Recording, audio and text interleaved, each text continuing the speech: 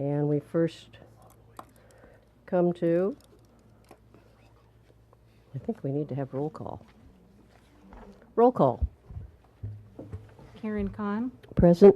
Kirk Martin, Craig Arcuri, Here. Carl Hopkins, Here. Bruce Miller, Here. Jim Wilson, Here. Paul Bowen. Here. Thank you. Any changes to the agenda, Mr. Director, interim? No changes to the agenda. Okay, thank you. And notices that on Wednesday, November 21st, 2018 at 5 p.m., the Airport Commission Secretary duly posted this agenda on the bulletin board at Airport Administration. Item 2 is public comment. This is the time when any member of the public may address the Commission on any subject within the jurisdiction of the Commission that is not scheduled before them that same day. The total amount of time for public comments will be 15 minutes. No individual may speak for more than 2. Do we have any speaker slips? We do have a handful of speaker slips, and they are all related to an existing topic on the agenda of airport noise. Okay. We will then move on to liaison reports. Do I see Mr. Dominguez from the City of Santa Barbara? I don't think so. Okay. If he shows up later, somebody let me know, and we'll be happy to have him. And Michael T. Bennett from the City of Goleta. Okay. And also, if he should show up later, we'd be happy to have him. And that brings us to the City Administrator report. City of Santa Barbara Assistant City Administrator Pamela Antil has a presentation for us. Thank you, Madam Chair. I'm here this evening to ask that you appoint 2 members of the Airport Commission to sit on the Airport Director interviews, which will be held on Monday, December 17th. Okay.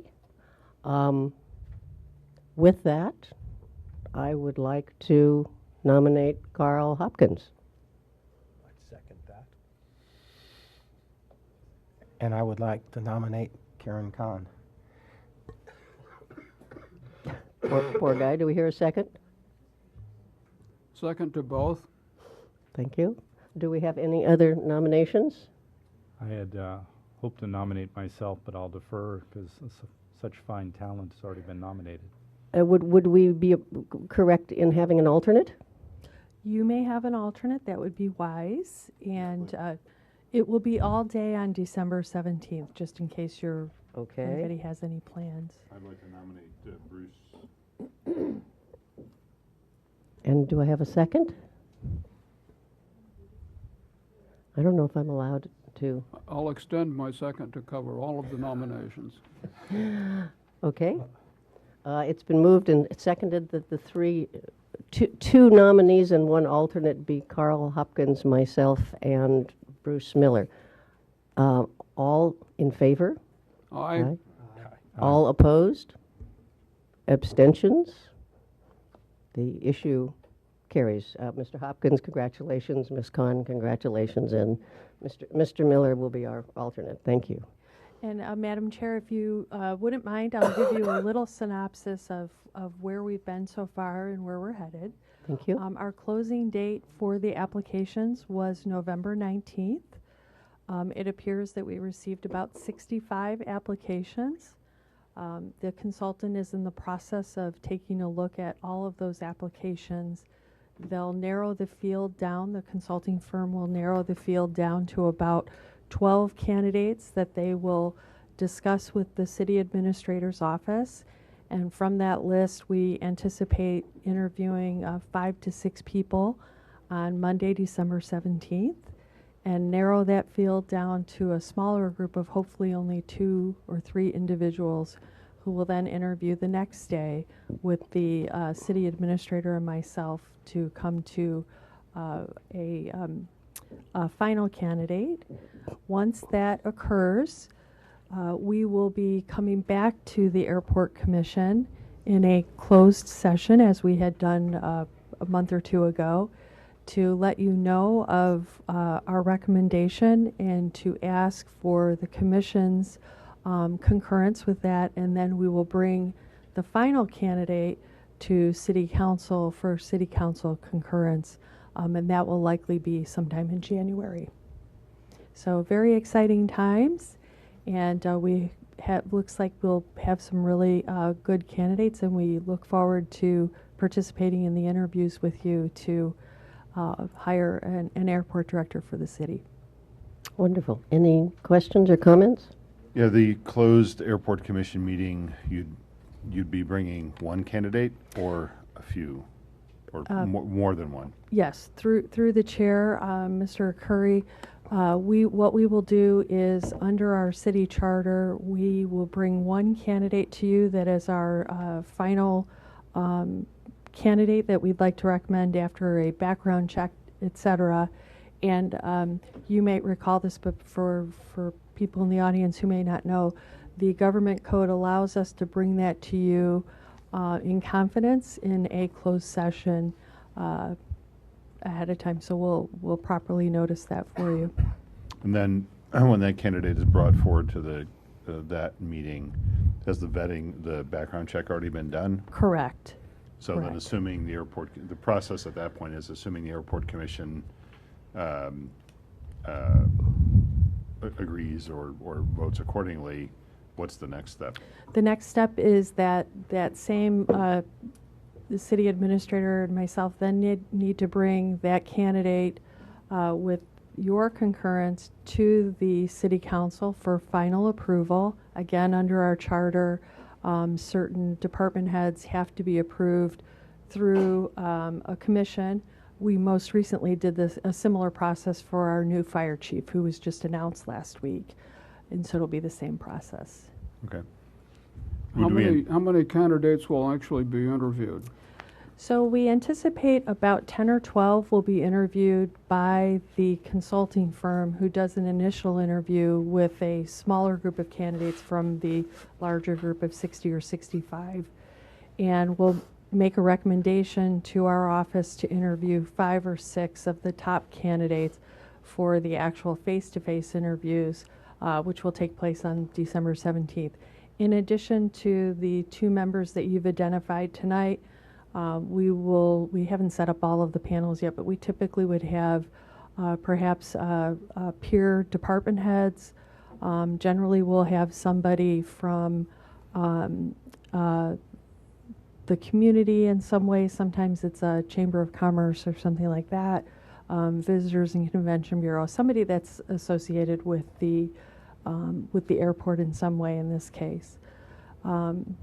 We would not have anybody, I know a question has been asked if we would have anybody from the FBOs, and we will not have anybody from the FBOs, as we are obviously going through a process with those entities coming up here in the next year.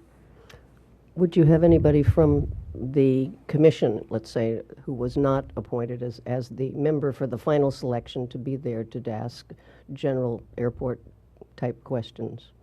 For the face-to-face interviews, we'll be relying on those 2 members that you've identified tonight for those questions. And then lastly, of all the candidates that have identified themselves are, I can ask this correctly, are those all external to the current airport staff, or do we have any current staff members that are in the ring as well? I unfortunately cannot identify whether the candidates are internal or external Okay. at this point, because we're still going through the process of vetting all of the candidates, if you will, in that first initial screening process. Okay, thank you. Great. Any other questions, comments? Okay, thank you so much. Excellent. Thank you so much. Thank you. And Mr. Hopkins is excused to maintain further his health. Okay, that brings us on to the consent calendar, which is composed of minutes, a property management report, and 3 leases. Do I hear a motion regarding the consent calendar? If we have no changes to the consent calendar? No Make a changes to the motion consent to approve the consent calendar as presented? Okay, and approve the minutes? All in favor? Aye. Okay, opposed? All right, the consent calendar is dispensed with. And that brings us to administrative reports, item 8 being the FBO redevelopment project update. All right. For that, Deanna will be providing a presentation on the current status of the FBO redevelopment for both the two FBOs that we'll be soliciting RFPs for. Thank you. All right, good evening, Madam Chair, Commissioners. Pleased to provide you with an update this evening on the process to redevelop our FBO business here at Santa Barbara Airport. This is something that we have been working on for quite some time, and hope you'll forgive me here that the first few slides will be a bit elementary, but wanted to make sure that we provide enough context for folks that are not necessarily familiar with the issue. So the master plan that was adopted at the end of last year, the FBO locations were part of that master plan. And the master plan envisioned that the two current FBO locations would be relocated to the north side of the airfield, so towards Hollister Avenue. Some of the reasons why that made sense to do as part of the master plan is that we would reduce main runway crossings. I think, as we have talked about in the past, there are certain hot spots out on the airfield that we were looking to mitigate risk of runway incursions and accidents, obviously. And by placing both of the FBOs on the north side of the airfield, you eliminate some of those crossings. We also have talked about that the current footprint of Atlantic Aviation, which is on the south side of the airfield, and has already been encroached upon once during the construction of the existing terminal, newer terminal, would be eventually needed for expansion of the terminal and potentially for airport parking. And we're already seeing that as we become more constrained at our gates, our jet bridges, that we're getting more and more constrained on that south end. So that's definitely a good planning horizon for that. And of course, the benefit for the FBOs themselves, the future businesses there, is improved visibility and access from Hollister Avenue. And so here, just a quick slide with the air service centers for both of Atlantic and Signature. So Atlantic obviously on the south end, and Signature right next door to us. And our current locations, Signature to the north side and Atlantic to the south side. So in the new master plan, the vision is for the FBOs to reside side by side in equally large parcels. We usually lovingly refer to these as the pink blobs because they literally have not much more definition than that, and we anticipate that there will be a greater degree of definition of those plots or blobs as we move forward. One of the other key parts of this redevelopment you can see, and I don't have a pointer, but it's pretty obvious, the red marking of the extension of Taxiway Hotel on the north side of the main commercial runway, which is sort of an integral part of this whole development. So moving on to the work that we've completed to date since we started this. We engaged a consultant, as I believe you are well aware, Lee Fisher, which is an aviation consulting firm that has led FBO redevelopments at numerous airports around the country. We contracted with them early this year, and they completed their first phase of work in July of this year. So that first phase was a market assessment of what our market potential is here at Santa Barbara, benchmarking us with other comparable airports as far as amenities and what the financial return is for those airports, and basically a situation analysis in the marketplace when we go out to compete these opportunities.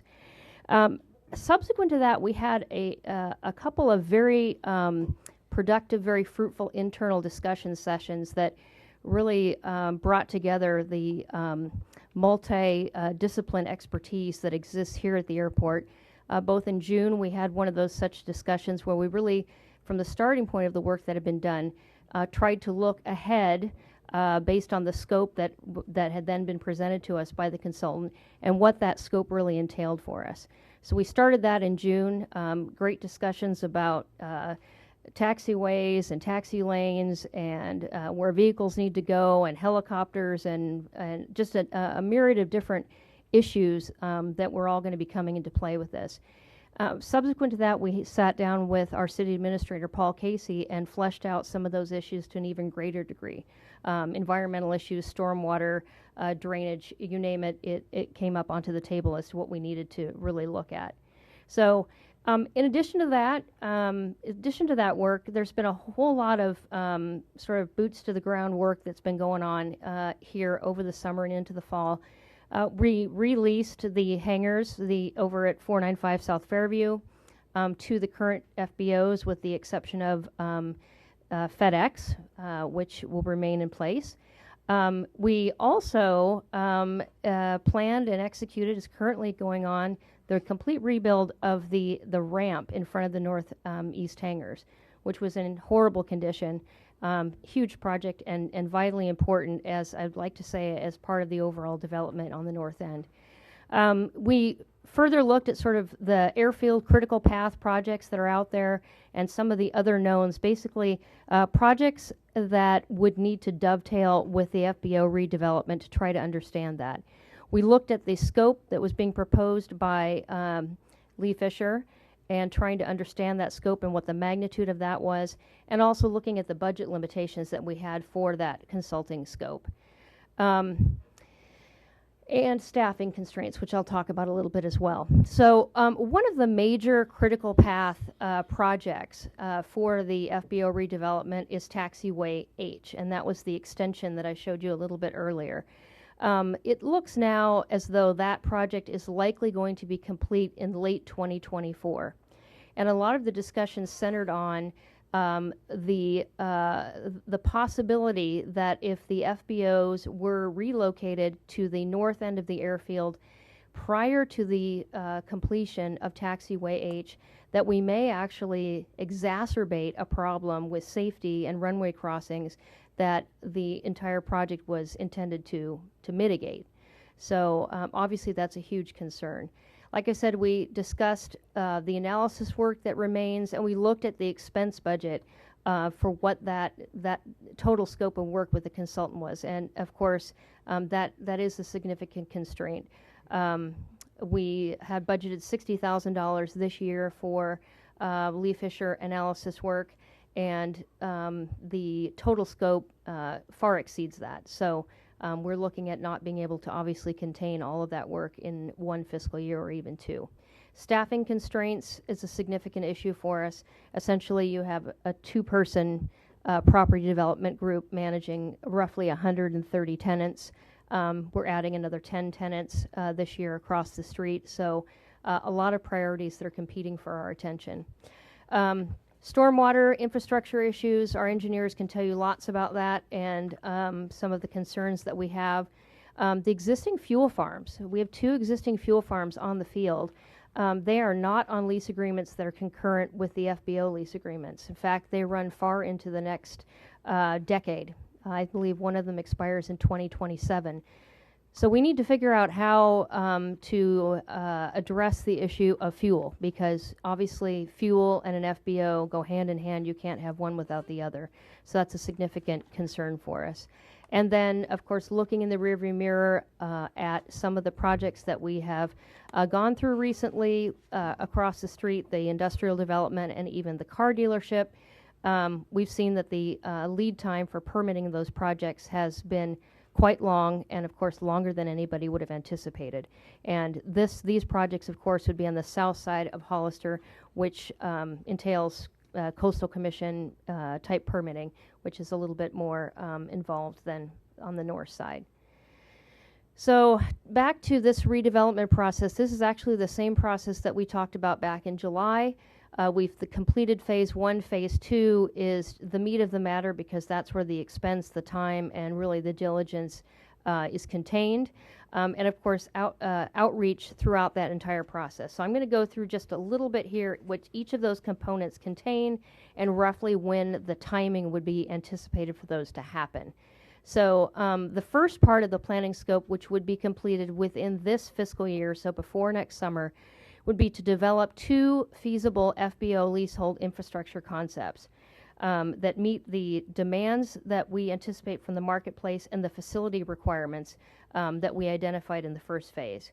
We'll look at engineering feasibility, environmental impacts.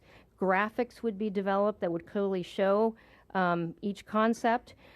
2 design charrettes would be held within this part of the scope, and general pros and cons for each developed concept. So, and then really important here too is looking at the infrastructure that we know is going to need to be built to support these FBOs, the scope of which and the type of which we really do not have a firm grasp on today, which is why we would do this work. Figure out what that infrastructure is, what it's going to cost, and who's going to pay for it. Is it going to be rolled into the RFP for a tenant potentially to pay for? Will the airport need to pay for it? In which case, obviously, our grant money is firmly committed at this point. We'd have to work to try to find additional investment dollars. So identifying FAA eligible or where that money is going to come from to pay for those improvements. So the financial plan, this actually gets split over this fiscal year and the beginning of the next. That basically is what informs the RFP from the airport's perspective as to what the financial model is going to look like. So that could be some of those investments. If tenants are paying for investments, obviously that has an impact on the return to the airport. We need to understand that. We would be projecting revenues, operating costs, capital costs, and really looking at the financial goals for the redevelopment, and that would include what we would expect the FBOs to minimally invest in the redevelopment, and we need to spell all of that out for them in the RFP. It's very critical. In the second part of the financial plan, which would be going into the fall of 2019, we would develop a set of benchmarks for the financial resources that an FBO would need to have in order to be successful. In other words, if it's a magnitude of investment of $10 million or $30 million, we need to be upfront and define that so that we have qualified FBOs that are ultimately bidding on these projects. We need to develop our financial plan for the rates and fees and the charges that we would charge through those FBOs. The business plan then, which goes into the following year, is really looking at our contractual agreements, which haven't been looked at with any degree of scrutiny for a long time. We're essentially operating off of lease agreements that, for the FBOs specifically, that are fairly dated, and we know that there are better means out there of regulating those relationships. And that could happen more quickly, but it's definitely something that we need to address. And then, of course, the existing fuel farms, as I mentioned before. Then the solicitation plan basically wraps up all of these earlier components into a solicitation. And I can't stress enough from my experience of doing solicitation plans and RFPs, what you put into it is what you get out of it. The more information, the more specificity you have in your RFP, the better your responses are going to be. So, and these FBOs are going to spend a considerable amount of time putting their proposals together. One of the things that we will do is put together a financial pro forma for the proposers, and all of the proposers would use this same financial pro forma so that when we're evaluating them, we're comparing apples to apples. There's lots of ways to complicate this, and we need to make sure that it is clear from a scoring and evaluation perspective what it is that we're looking at. The consultant would continue to support us through the RFP evaluation. We would probably bring in another airport to assist us with the evaluation. And the consultant would also help us in some of the direct contacts with the FBOs where airport staff would not want to be directly interacting with competing FBOs for the business. So ultimately, what does this all mean? It means that as we've looked at this over the last number of months, over the last summer months in particular, that we realize that there are more drivers to this redevelopment than simply the business agreements that are in place. The business side of it, yes, is important. We have lease agreements with the current FBOs that are in place until May of 2020. So obviously some decisions will need to be made about that.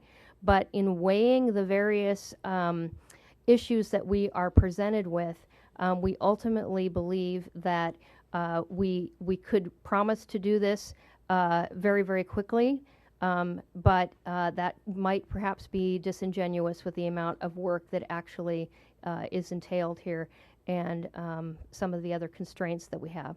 So I'll just say that we would complete essentially the solicitation for issuance and get it out on the street and award it in sometime in the latter half of 2021 is what we would estimate. Then contract negotiation, project design, permitting would take place, and then construction. And we would envision that at least maybe the new air centers would be able to open in conjunction with the commissioning of Taxiway Hotel. So that's sort of how we've tried to anticipate this. And looking at the benchmarks that we have with the more recent developments across the street, trying to determine what we think are realistic timeframes for permitting and some of the things that need to take place. We are appreciative of how important this project is. It's completely integral to the operation of the airport and our revenue streams, which, believe me, we do care much about. But we want to make sure that we do it right. And so this is tentatively the schedule that we're looking at. The next step for this would be to approach the City Council for approval of the contract with Lee Fisher, which is in the neighborhood of around $242,000, spaced over a period of 3 years. So we're able to budget for it in that magnitude. So we would approach City Council for one single approval, and then we would allocate funds over the process of that contract. So if you have any other questions, I'm happy to take questions. It's complex subject matter, and I've tried to go through it expediently, so please let me know if there's something else I can answer. Looks like we have a question from Mr. Bowen. Yes. First off, thanks for all your hard work on this. I know you and your staff are kind of overloaded with so many projects. So one of the questions might be, is there anything we can do to alleviate the staffing shortage on this? What can the Airport Commission do to help you? Oh, that is a very good question, Commissioner. Well, you know, I think from a staff perspective, we look at the cards that we're dealt within the constraints that we have budget-wise and staffing-wise, and you know, those types of planning decisions fall within the city's regular planning processes, and so that would be something that would need to be looked at in the context of that, the regular planning process. We're heading into our next 2-year budget cycle, coming up pretty soon. Yeah, because the importance of this project can't be overestimated, and if it just keeps slipping and slipping on us, we're missing an opportunity to tremendously facilitate the primary purpose of why this airport is here, is for transportation. So I see it as probably our biggest priority. I know you're maxed out with our 5 buildings and with the ampersand buildings and just the workload that you've got. But this really is a crucial one, and I think there'll be a lot of pressure and heat to move it along a bit, and anticipating that there'll be other delays that crop up in the permitting process or the RFP process. We want to do anything we can to accelerate this. Yes, thank you. It's a very a point very well taken, because even though we've tried to be realistic and generous in some instances with planning horizons, there are always things that can happen that you don't anticipate. Obviously, a protest on the RFP would slow things down, so that's another reason why we need to be very, very meticulous with that RFP. Okay, thank you. Along the same lines, Deanna, so just in a short period of time, our property that we're managing has increased with the buildings we're building next door, 495 coming back at some point, 2 new FBO developments. Have we budgeted for increased staffing? So I mean, we're obviously growing. It's illogical to grow without growing the staff as well. I mean, grow the infrastructure without growing the staff. The timing actually for that kind of planning is falling right now. We're heading into, as I said, the 2-year budget cycle, so January, February is when we would be looking at, potentially addressing those kinds of shortages. So is that being driven by Aaron? Is that going to be in the lap of the selected airport director? Hey, congratulations and welcome aboard here. Figure this out. You have no staff. That's a good question. I frankly don't quite know the answer to that. It's all based on timing for the selection, which I think I know about as much as you do at this point. But, Right. but I mean, it obviously is a concern for us, and we're looking at what kind of latitude we might have in the next coming budget cycle. Some of the challenges that you mentioned there, and then we also have challenges on the commercial aviation side with a terminal that is rapidly becoming a bit too small. So, so there is a lot of competing needs for our attention. Well, actually, I'd like to press that a little bit. So we're in the budget, we're about to start the budgeting process for 2 years. In that 2 years, still have 495, obviously. We'll have these places and the continued maintenance of the buildings that haven't fallen down yet here on the property. It's a very vibrant leasing thing. We're putting together, are we putting together right now staffing requirements? We must be for the next 2 years. So it's not at the point within the city's process where we actually make any of those requests as of yet. If you recall, last year we added a few new positions within the certification and operations division with a clear recognition that we are a growing facility. And the same conversation's taking place now on the facilities and the property management side. If we go to a shared use platform within the terminal building, something of that nature, that will take a dedicated on-site staff resource through the facilities division if we go that route. And then the same on Deanna's side of the house. As we continue to expand, we absolutely have to look at staffing and perhaps the shifting of duties where they have existed previously. We look at reallocating. Is that something that you, Aaron, as interim director, are currently charged with working on, or is it kind of doing a little bit and awaiting the appointment of a director to lead that effort? So we are moving full speed ahead as if there wasn't a recruitment for everything regarding normal day-to-day operations, the capital budget that we had presented last month. Right. Same will take place for the operating budget. Okay, thanks. You're welcome. Any other questions? Well, I will say, having developed a number of very large RFPs, I very much concur with the sentiment that the time you put in up front is time you save on the back end, particularly in contracting. So I appreciate that there. I think, and echoing some of Carl's comments from the subcommittee meeting, I think the concern is really on the tail end of that. If we see 2-year permitting times, that just drags out even further there. And again, if there's any way to get the RFP out on the streets more towards at least the very beginning of 2021 or even late 2020, I think you'll still be challenged to hit 2024 to have operational facilities in place. So it's kind of a lost opportunity cost there to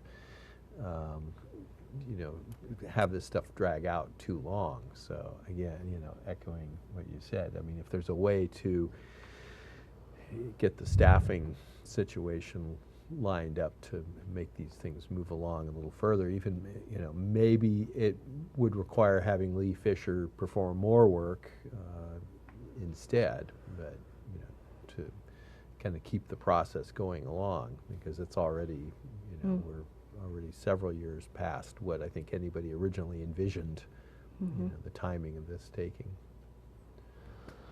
I have a question regarding Taxiway Hotel, and could we put up your pink blob Sure. picture?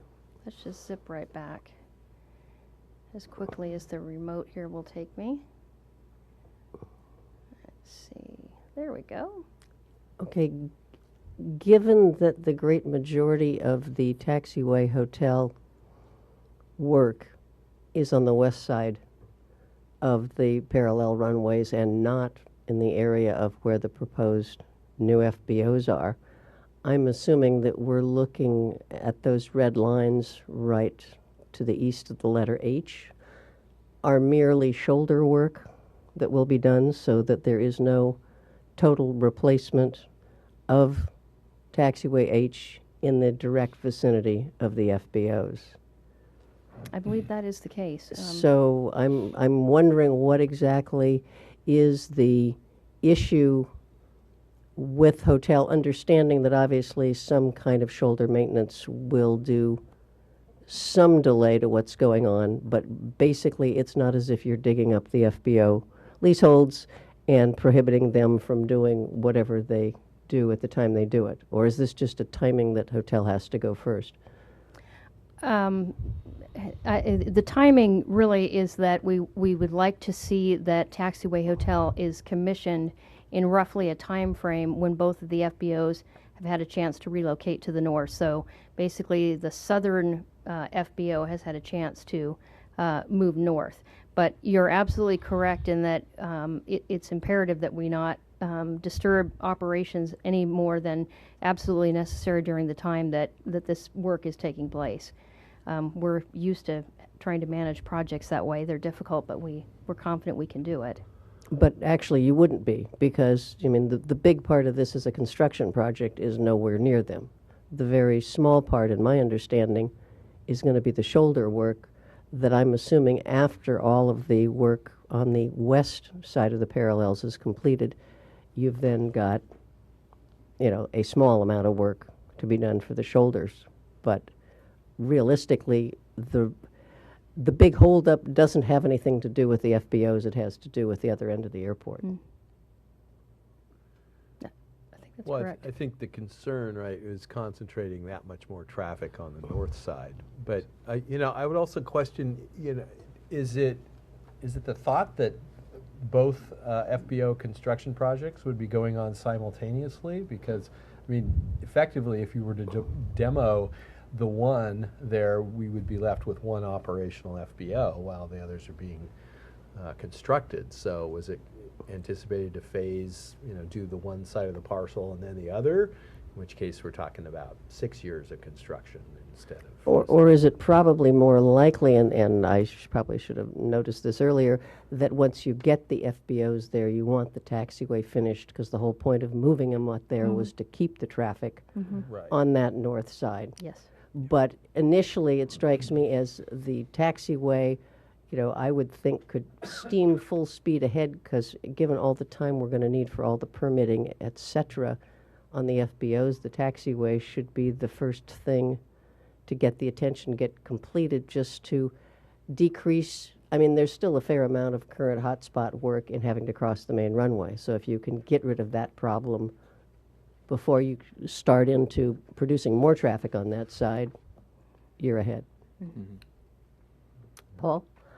I sincerely think, and don't consider me negative, that even with your delays on the extension of hotel, that won't be our issue. Just the magnitude of the project you're trying to get done with these two FBOs. You'll have hotel done in plenty of time. I see it as a separate issue. You have an amazing amount of work ahead of you. Good luck. Thank you. Anyone else? Okay. Second that. Good luck. All right, that then completes item 8, and we move to item 9, preparations for the holiday airport parking demand.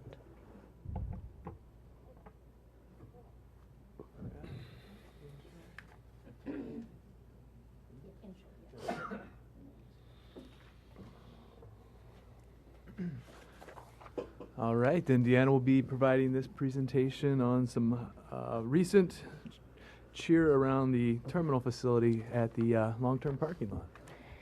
All right. Good evening again, Commissioners. Just wanted to give you a little bit of an update on now that we've actually passed Thanksgiving. It's not often that we have a commission meeting post-Thanksgiving, and talk about the efforts that have been undertaken to manage our parking at the terminal. We have roughly 900 or so spaces over in conjunction with the terminal, some in short term, the majority of them in long term. And this time of the year, we have a very concentrated peak travel season, and inevitably, if we don't plan for it ahead of time, we run into problems, and we don't want to obviously be turning people away. So our peak periods here are right before Thanksgiving, very concentrated, and really through the end of December. And then there is some travel that takes place because of Hanukkah. That is earlier in the month of December. So all of those things mean that we have greater demand for long-term parking. And of course, when you go to the airport as a traveler, and maybe even more so if you're an infrequent traveler, you expect that there will be parking available at the airport, and perhaps are basing your planning, your time planning based on that. So we started planning early for that issue because, again, we don't want to turn people away. So we started planning with our parking vendor, Republic Parking, in October of this year.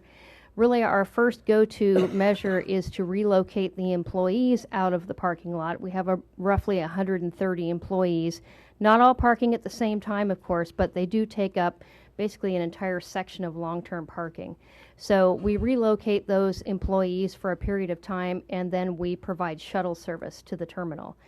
This year we were lucky in that we have 495 South Fairview, and it has a very large parking lot. So we were able to relocate the employees to that parking lot instead of taking them all the way to the other side of Hollister. So a much easier shuttle scenario for the employees. And this year we also employed larger vans that could transport more employees for shift changes and things like that. The new thing that we've done this year, really recognizing not only the volumes of people that are coming to the airport and the fact that many of them are just traveling maybe this one time of year, and they're traveling with family, they're traveling with bags, is trying to make that schlep to the terminal, even though it is as short as it could possibly ever be for an airport, providing some assistance with that. So Republic Parking has been providing a golf cart, a large golf cart, 4-passenger golf cart, with a big luggage rack on the back from 5 in the morning until 8 p.m. at night, and basically shuttling passengers back and forth to the terminal. It's been very, very popular. We anticipated it would be popular, but I think it exceeded our expectations.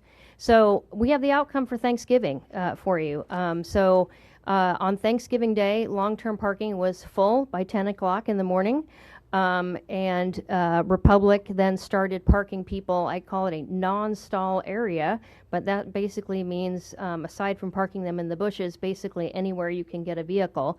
And then also diverting them to short-term parking, although they would pay the long-term parking rate there. So we didn't have data for 2017, although in 2017 we actually did end up overflowing across the street, but still our vehicle count was up quite a bit this year, or from 2016 data, which is the latest data we have available. So overall, I think that I should say Republic Parking, managed the inflow of traffic more efficiently than we've been able to do in the past. And really the best thing is not having to displace passengers to the overflow lot at Hollister, because that does take a considerable amount of time and creates uncertainty, and we're not able to manage expectations for our travelers. So we've had a good start, and now as we head into the rest of the holidays, we keep it up. I think that we're going to have an overall very pleased passenger experience in the parking lots. And here's a photo for you. It's always prettier at night. There's the golf cart with our gentleman, and his name I forget. It's Gerardo, driving the golf cart. So it's festively decorated with twinkly lights and all that. So it's been quite a success. So, all righty. Do we have any questions? So we're using the 495 lot for the employees. I noticed that's right over near the area of our tenants. Have we had any problems with the tenants feeling crowded out? No, actually no, because the parking lot actually is quite large, and so we have FBO tenants over there, but we've kept all of the employees to the back of the lot, so more towards the Fairview side of the lot, whereas the FBOs are parking closer to the facility. And then, of course, you have FedEx, but FedEx doesn't have a lot of vehicle parking. They have some of their bigger trucks there.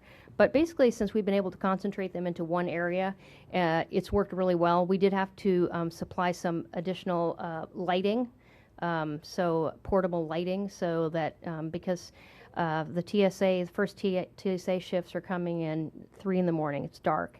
So making sure that everybody feel safe. It's important. That's good. That's good, and I'm glad to see it's a new improvement using our property over at 495. Has there been any consideration of using the further to the north lot that's sitting vacant for perhaps long-term overflow next year? Yes, Commissioner. Actually, we do have some plans to try to use that parking capacity. In this instance, we felt that the employees would feel safer closer to the Yes. more well-lit areas, but we constantly have demand for rental car parking. And so that's one thing that we're exploring with the rental car companies. They're always looking for places to park cars. So we have good potential to make a buck off of that. We're pretty confident. I'm glad you're putting all that land to good use. Yeah. Thank you. During the Thanksgiving holiday, did we have to use any of the Hollister Avenue parking? We did not. We did not. And that was really our prime objective, is to avoid doing that. So we got through with what we've got around the terminal. Yes, we did. Great. Anyone else? Great, thank you so much. All right, thank you. And that brings us to item number 10, the Santa Barbara Airport Noise Abatement Program Overview. Chair Khan, I've asked Kelly Reed, she is our acting airport operations manager, to give a brief overview of our airport noise abatement program. Really sets forth some of our objectives and our outreach. And with that being said, we'll turn it over to Kelly, and then at the conclusion of Kelly's presentation, we'll turn it over for public comment. Thank you. All right. Thank you for letting me present tonight. My goal here is to give you an explanation of the noise abatement program, of what we're doing, and basically a status update of where we're at. So a little bit about our mission. Basically, the noise abatement program is it's a program to tie in the relationship between the community and the airport tenants and the aircraft through partnership and education. So working with the community, understanding community concerns, and then doing everything that we can to educate pilots. That education is split between various different types of aircraft operators, the airlines, general aviation, corporate aviation, and then again the community. So I wanted to touch briefly on the responsibilities and the split, basically who is responsible for what when it comes to aircraft operation. So the airport, we're here to, our number one priority is the safety of the airfield and of the airport, and assuring that we're operating by the required FAA standards. We do manage the voluntary noise abatement program. However, we don't have any control whatsoever over the aircraft that are flying, where they're flown, what altitudes they're flying. That's out of the airport's control. The FAA does formulate and enforce those rules, and they work. So the FAA has several different branches, but one division of that is FAA Air Traffic Control. They're the ones specifically that are routing the aircraft, especially when they're inbound or outbound from the airport. Their primary responsibility is also safety, but it's safety of aircraft in flight and maintaining safe separation of aircraft when they're inbound or outbound from the airport. And then lastly, the pilot in command, abbreviated by PIC. Federal law, so the FAA does give pilots the final authority and responsibility over safe flight. So the number one responsibility of that pilot is safety as well. So I wanted to go over our noise complaint process, provide some education on what we do, what it looks like, and what it looks like, what the information we give to pilots. So the process is we receive a complaint, and this is the process for any and all complaints. We have a noise abatement hotline, so a complainant will call, provide information. The only information that we need is the date and time of the noise complaint and the location. So it can be a street, it can be an address, a cross street, a neighborhood, something that can help us tie that flight date and time to a location on the ground. We then input the information, research the flight tracks, and that's really the most time-consuming piece of it. We'll get information. We have a software system that correlates flight tracks, but it takes us a fair amount of research.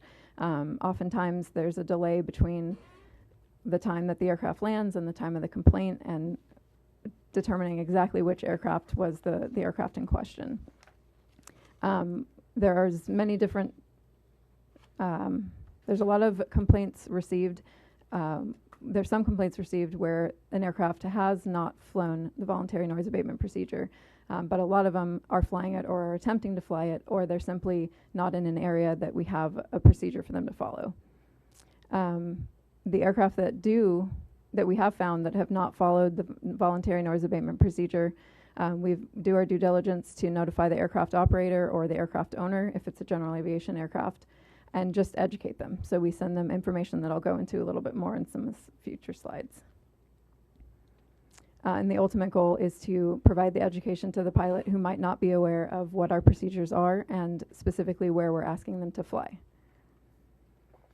So this is a snapshot of the airport on any given day. The red lines are all the flight tracks coming into the airport on runway 25. The blue lines are aircraft that are departing, and it's also aircraft activity on the parallel runways. So we do have 3 different runways at the airport. You can see that while aircraft typically arrive and depart on a pretty predominant flight path, it's not perfect. There's different factors that come into play.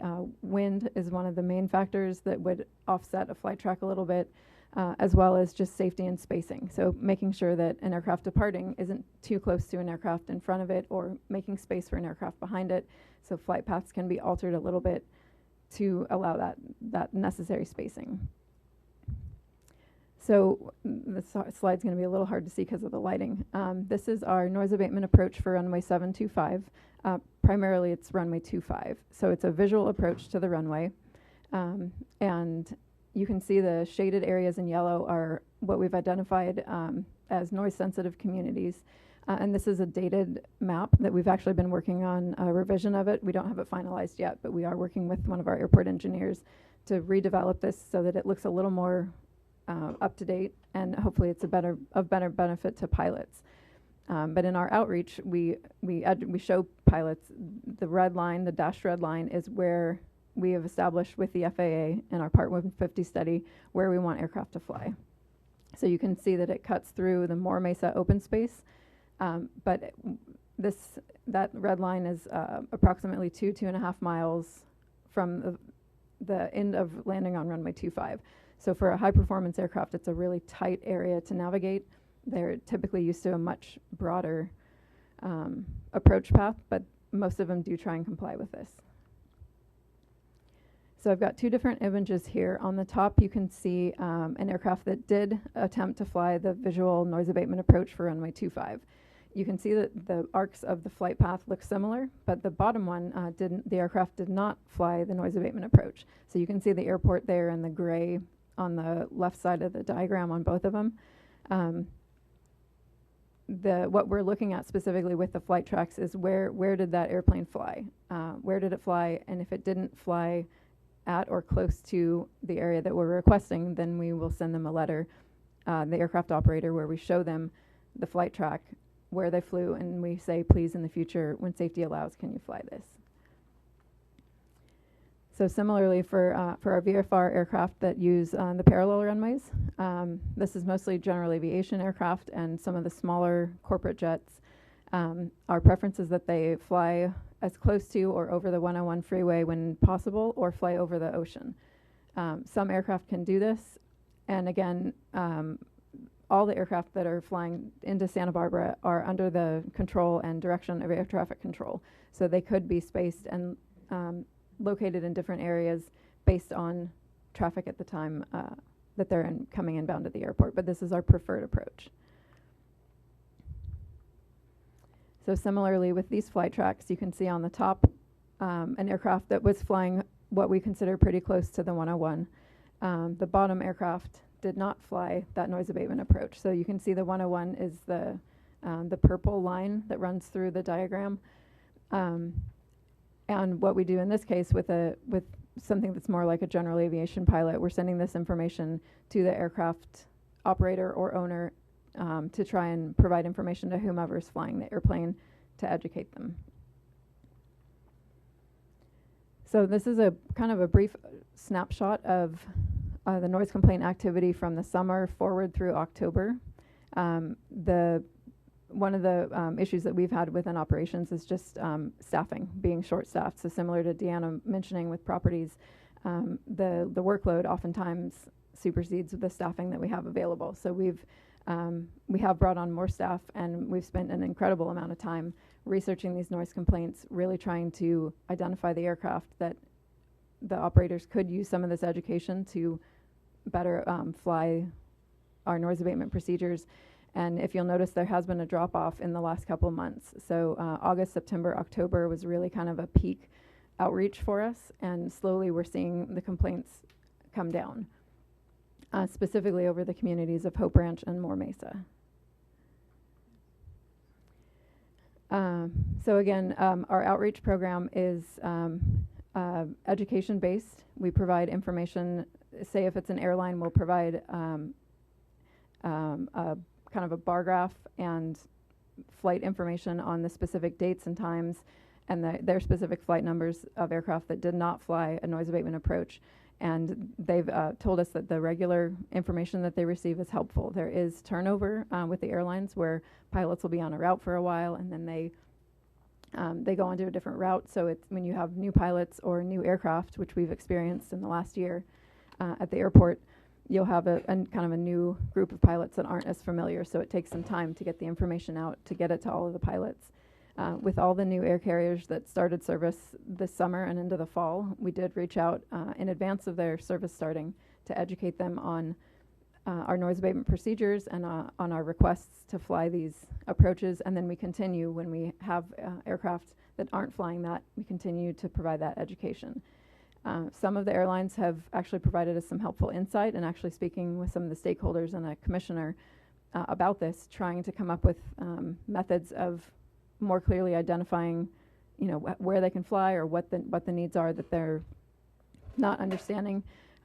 They've given us some information that has helped us kind of fine-tune that, including we now provide a more in-depth description, physical description of the land, like instead of just showing them a picture of this is where we want you to fly, explaining that it's an open space and separating the fact between, there's a community, we're trying to avoid flights over any of the communities and stay over the open space.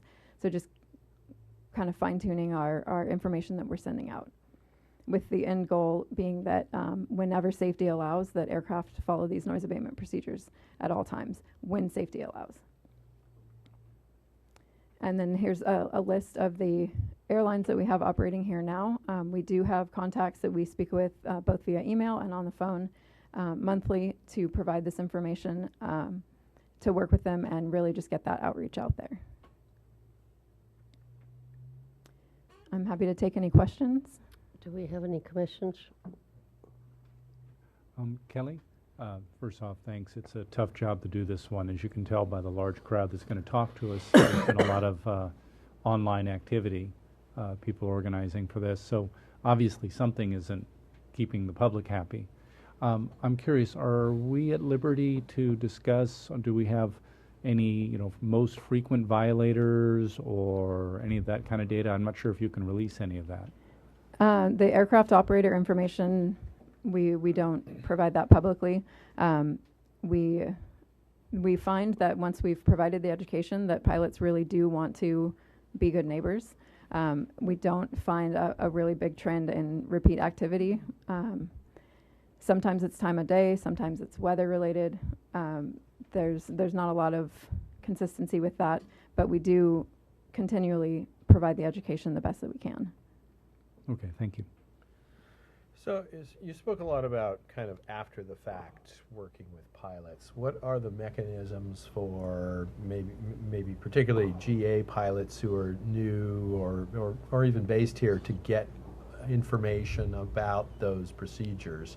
I know we're rather limited in like what you can say, because it's kind of the purview of the FAA, but I've seen many airports that have a lot more guidance available, like in the remarks section when you go look at the AFD, and it's pretty prominent on their websites.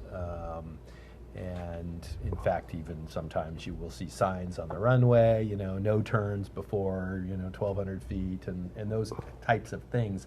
All things that I don't get the sense that we have that much of here.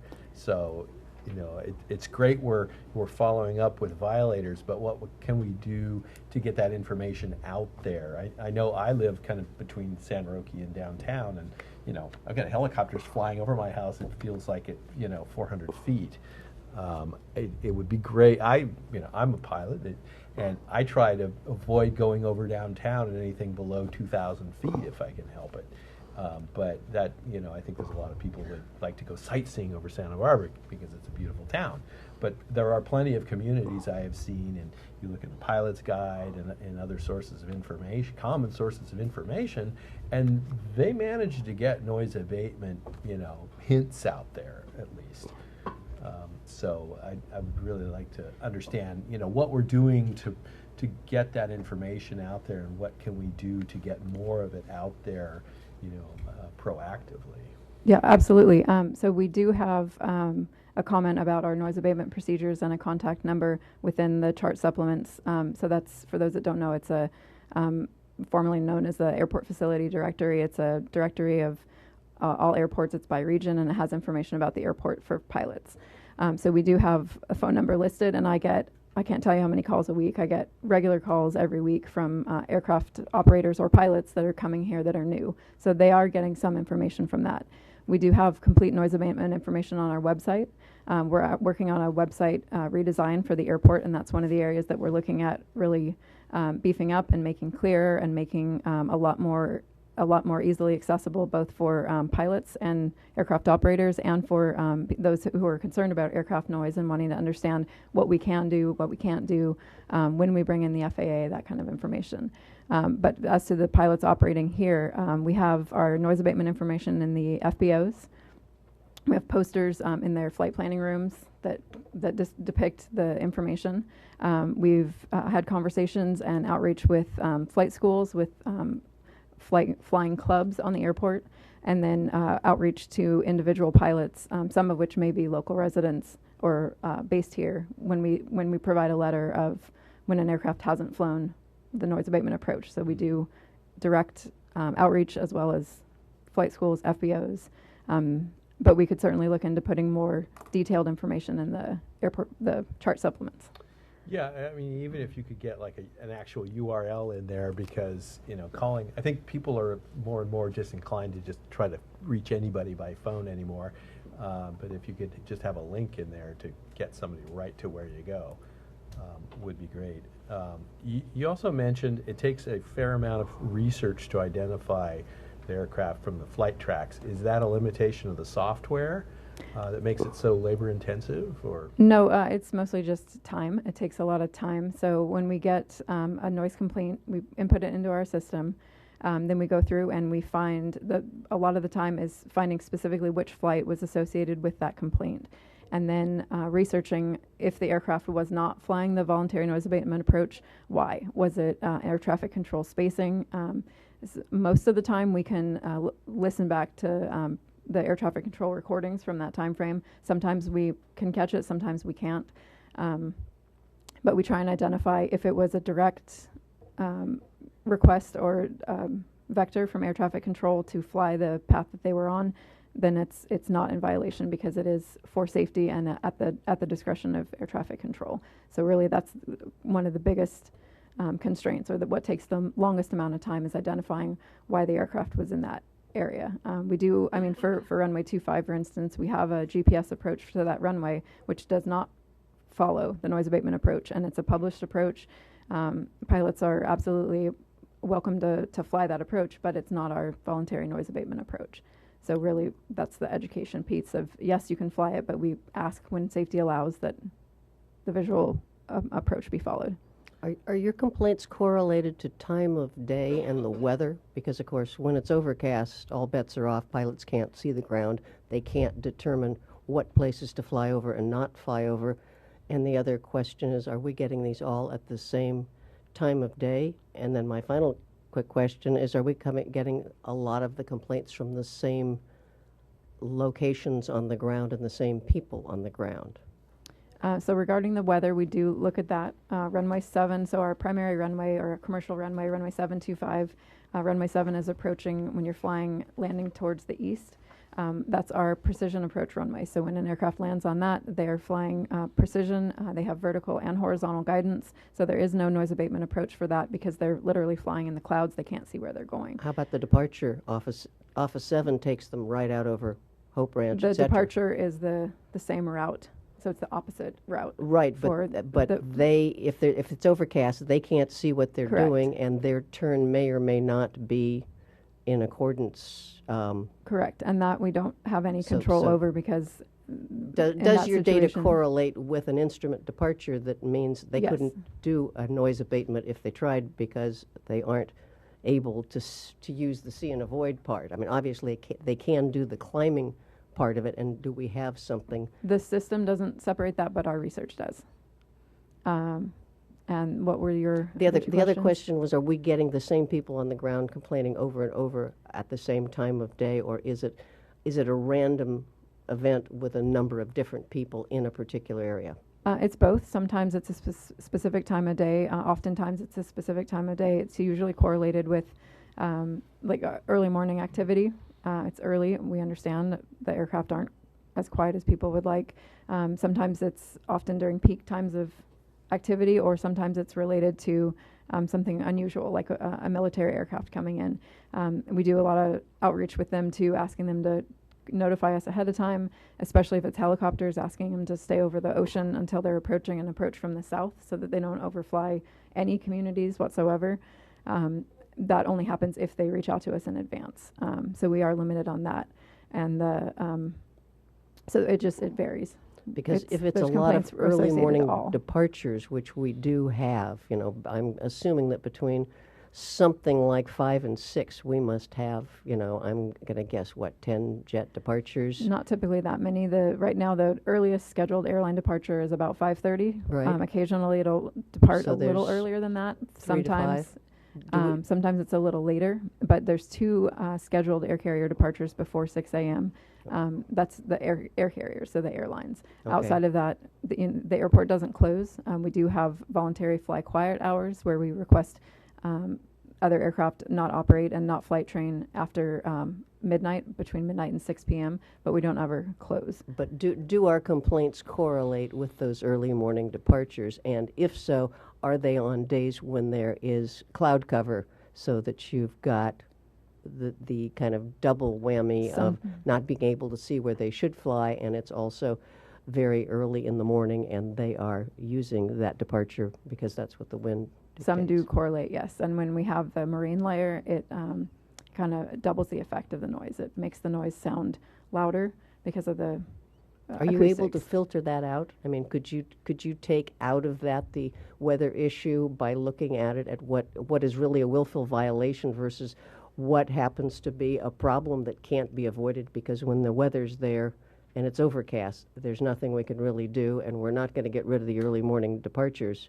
We could ask them to fly quiet, but there are some, and I will tell you, there are quiet ways to do it. It may sound funny to the audience, but my experience of 37 years as an airline pilot, there's some departures out of Orange County that would scare all of you because they time out of there so steeply and then cut back the power over a particular location. But we have the option of making some recommendations that could assist us if it's a straight case of it's happening every time we have got a particular set of conditions. Early morning departure, bad weather, somebody's doing something, and just making some provisions for it. It varies heavily, but there are early morning departure complaints, absolutely. I would wonder also, is there anything the tower can do to provide more instruction, or are they pretty limited in what their vocabulary allows? We discuss, or we coordinate with the tower very regularly on all of our projects, including airport noise, and they're very regularly, if not almost every time, I can't speak for them, but they definitely request that aircraft fly that approach when able, or they ask, are you familiar with the noise abatement procedures when we're on 2.5? And on ATIS, the weather information, it does most of the time have a reminder on there to fly the noise abatement procedure. Well, it's basically voluntary noise abatement procedures are in effect, and that's it. You know, I Right. know that's But pretty limited how much the I information th- they can I think convey, but Bruce is talking about asking the tower or seeing if we could coordinate with them and saying, please instruct the departure turn at a particular point, which can assist us, because by the time they get the word out, United 232, turn right heading 180, it takes a few seconds for the person to come back and acknowledge it and then to actually do it. So getting a very exact path, unless we have it actually chartered as a departure, is a tough thing to have the tower do. But the question becomes is, can the tower assist us in making those turns, or is that kind of a turn not the problem that we have to deal with? They certainly have been working with us as much as I think they can, but we can definitely meet with them more and see if there's anything more that they could do. And I would be happy to volunteer my time to assist and talk about what isn't possible from the other side of the mic. Paul? Just a possibly helpful suggestion. I'm glad to hear that you have the posters on the noise abatement in the pilot lounges. I know we have a fuel farm here that's run by Signature. I'm curious, I don't see noise abatement posters out there. That might be something you could coordinate with them to get a chance to post something there. Yeah, The absolutely. we can self-service look into fuel that. you're talking Yeah, about. the fuel farm. That's not a farm. self-service. That's, well. Okay. Okay, any other questions? Okay, we have some speaker slips. Do I have an official timer to deal with the, So while we're getting Attorney? situated, I think the first name I have here is Chris Yep. Berries. Chris? Yes, yes. and we will remind you that the time for public comment is 15 minutes and you are limited to 2. Thank you. Yes. Okay, let me ask that when you speak, if you'll give us your name and tell us where you live so we have some concept of what your concern is. Great. My name is Chris Brems, and I live in the Vista La Cumbre subdivision at the north side of Moore Mesa. And for the past year, our neighborhood has been noticing an increase in planes that are farther north than they used to be and lower than they used to be. So we actually had fairly concerted efforts to call the complaint line, and thank you, Kelly, for everything you do. We really do appreciate it, and we do appreciate that you get back to us. We did notice a relative drop-off in our community's willingness to call complaints in once you changed the recording to be so long. And I know it was in an attempt to be helpful to us, but I think it actually led to people not being so thrilled about calling in. So one recommendation that we have is that you perhaps have a menu so that people who don't want to hear the recording can hit 2 and get straight to the voicemail. Or to have a way that we can enter our concerns online. That might be an easy way to do it. So we also have heard, and I don't know how factual this is given your presentation this evening, that you do less research and less feedback to private pilots. It sounds to me like maybe we were factually incorrect there, so thank you for any effort you can make to hold them as accountable as commercial pilots. We have noticed sort of little clusters of times when airplanes seem to be off, and so, you know, I'm not a pilot, I know nothing, but we have just talked informally. Sometimes it feels as though there is a tower that is sending everybody at the same time in the wrong direction, so I don't know if that's something that would be worthwhile researching. It is something we've noticed, that it's like sometimes a whole day where everybody's off, or it's an hour in a day where everybody's off. That could be weather too, I suppose. But we felt it might be worthwhile noting that to you in case there is something that the tower could do differently. We also have wondered if there is a way that you can just automatically generate your research without us having to give you a complaint, but that somehow monthly you can run a report of who was off the voluntary abatement flight path, and to just have a study of who are the most common culprits. Certainly our informal sort of research suggests that there are some airlines that are more prone to being off the voluntary abatement flight path than others. And then in general, our community is just wondering what is helpful for you in terms of what we can do. Would you like us to reach out to airlines that we think are more or less compliant directly? Most of them have online portals where you can register complaints. We're happy to do that. We're also happy to reach out to the FAA website, but we'd love to have your guidance on what would be helpful to you. And thank you. Thank you. Next. Could I ask, Kelly, is there no ability to enter a complaint online? You have to do it through the phone? Currently, we just have a hotline. We are working on expanding our noise abatement software to include something called Public View, where the public can log their own complaints. They can look at the flight activity. They can kind of see they can see the information there at their fingertips. We just don't have that approved yet. I don't know if Aaron wants to. Well, certainly just getting an online form is, it replicates the information you're logging. It should be a pretty straightforward undertaking that doesn't require major software revisions. Even if somebody has to take it from that database to put it into the other database, your information is probably more accurate than having somebody, put it in over the phone. So yeah, to speak a little bit more to that, we are in the final stage. The contract is in with our city attorney's office, and that will afford us a lot more flexibility and ensure a lot more transparency, where someone, if they chose to, they could go right to the airport's new website and they could pull up actual data, see what's overhead, input the data, click on the airplane, and it just auto-populates a lot of that information. So that's the direction that we're moving. It just unfortunately takes a little bit of time. So you're in contracting. What's the time frame for implementing it? So once the contract is executed and they come and implement, I would anticipate after the contract is approved, we could probably have that implemented within a month after City Council approves the contract.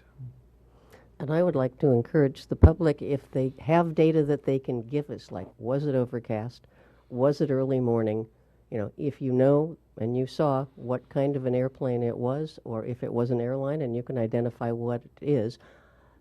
We understand you're not expert airplane spotters, but I think the more information you provide us, the more likely they can spend less time researching who was the takeoff, who was there at 12:02 p.m. Instead, if somebody says, I saw it to be a United flight, at least you can take a look and see if there was a United flight at that time and get a better identification of what likely it was. And I know that as a pilot, I have received comments from my chief pilots saying that, we had a noise complaint from your departure off of such and such, and that gets somebody's attention. But the more info you can provide us means the staff has to spend that much less time getting down to the nitty-gritty that could have been, it was overcast. Well, then we've got, a problem. So the more details you can give us will help. Next speaker. Next, we have Sean Sullivan.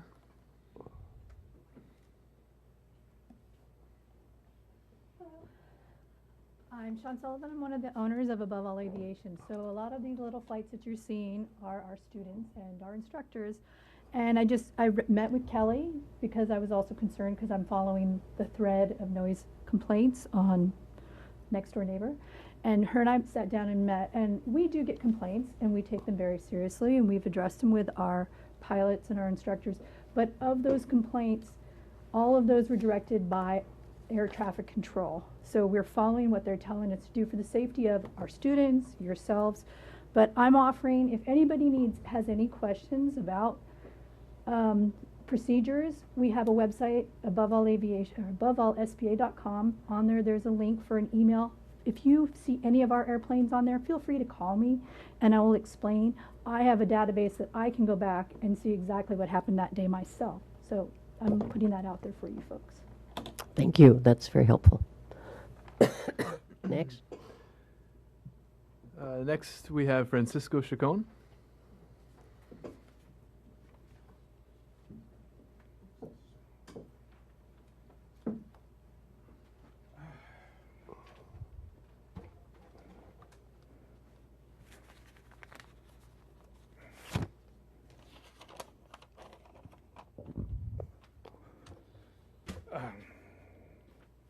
Airport Commissioners and Interim Director here. Good evening. My name is Francisco Chacon.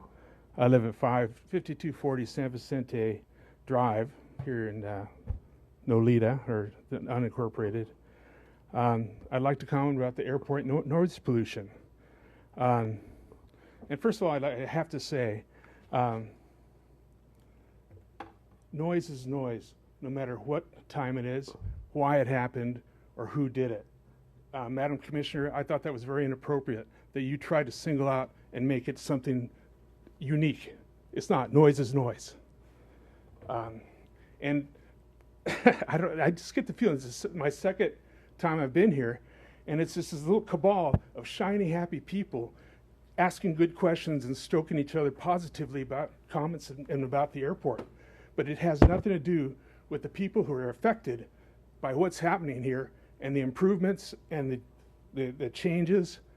Not that change is bad, but it should be a good change. It should be a change that's acceptable. It should be a change that maybe we don't need high performance planes coming in here. Maybe we should go after people that have lower performing planes that are more quiet and more kind to the people who live around this area. We need to be a good neighbor. I've been following also on the websites. There's over 250 comments on the noise that's coming in here. And this is, the line started in July, I believe. So it's not just one person who's calling all the time, you know, and that one person might be affected all the time. So you can't just single out that person and say, hey, it's that guy. It's all because of the increased traffic, the low flyovers, and the deviation from the flight path that's accepted. Okay, and so we got to get these people to do it right. This is our airport, not theirs. You know, we're the ones that run this airport. They're not. You know, if they can't meet our standards, maybe they should fly somewhere else, or send in planes that can. Okay. I don't propose elimination at all. I just propose a control and monitoring of noise pollution. We used to have microphones. We still have them. They're in place. I talked to the interim director here, and he told me that that's old stuff. We don't have real-time data on the noise that's out there affecting our neighborhoods. You know, it's a fallback on manufacturers' profiles of noise for these jets that are coming in. But that's not really what's going on out there. I mean, they're doing all kinds of maneuvers and revving their engines and just, you know, flying by so low that it's affecting us negatively. Our environment is being affected negatively. If you go ahead and wrap it up, Oh, yeah, I will. Thank you. I will. So we need to get that real-time information, or else we're not going to know. It's like a doctor, like I said, in making a diagnosis of somebody that hasn't even seen or talked to them. It's like VW saying that their air pollution controls are meeting standards, but until you really check, they're not. We can have those microphones going and have some real-time data on what's going on. Also, this community outreach, this outreach, it's not even community. You're not outreaching to the community at all. I don't know if anybody has had any face-to-face meetings with the noise people at all on what's happening out there. All you're doing is talking to the people that are making the noise.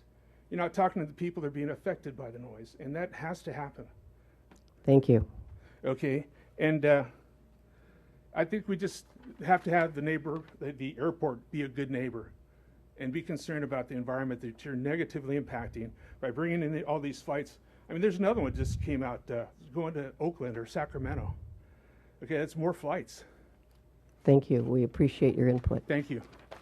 Next speaker. Next we have, looks like Peter Millar-Smith.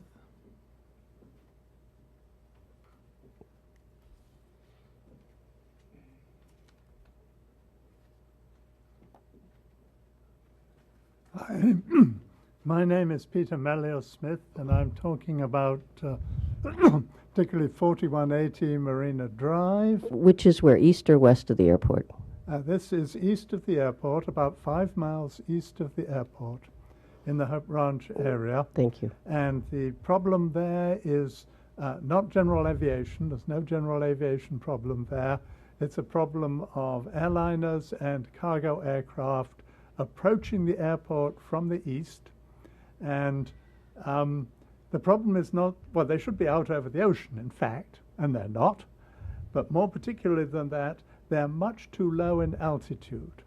That I have quite frequently observed these aircraft flying over residential areas 500 feet up from the houses. They're meant to be 2,000 feet up from the houses. They're only 500 feet up from the houses. That causes a noise problem. So if you can cause them not only to fly on the right path, but to fly at the right altitude, that would be very helpful.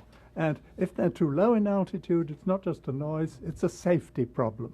And so you need to address it also as a safety problem, that they're not obeying the rules. Thank you very much. Appreciate your input. Next. We have Larry Stone next.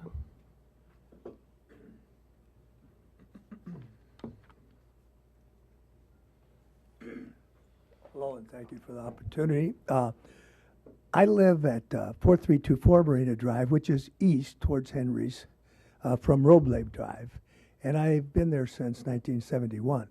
That's one reason I came. I have seen quite a change, quite a few more aircraft flying low over the area where I live. On Sunday, it was a nice day. There was no weather situations.